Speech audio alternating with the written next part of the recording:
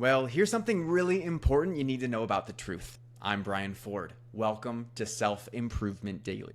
I had a chance to make a new friend the other day, Britt Lefkoe.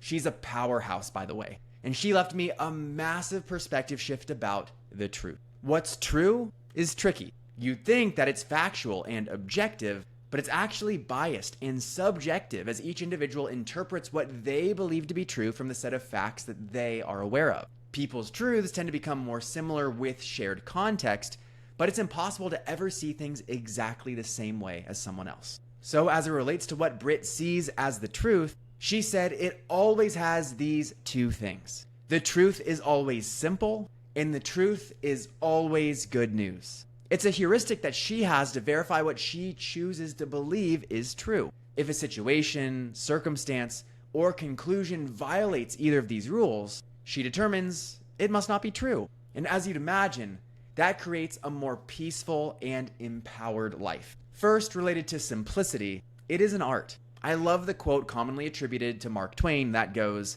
"If I had more time, I would have written a shorter letter." It takes work to get to something that is simpler. But when it's simple, it's much more easily understood. Adopting the belief that the truth is understandable and not overly complicated holds you to a higher standard for what you consider to be true, and it prepares you to defend it. As for the belief that the truth is always good news, it influences you to keep processing what's happening until you see the silver lining. Even through hardship and challenges, it causes you to see that things are working in your best interest. If what's true comes from God, the universe, source, or whatever you believe in spiritually, then this means that the world is always conspiring in your favor. You don't accept something as true until you see it as good news, as something that serves you and is good for you, which is incredibly empowering. I want to point out a final detail here. Britt included the word always in both of her beliefs. There are no exceptions. These are the rules every time.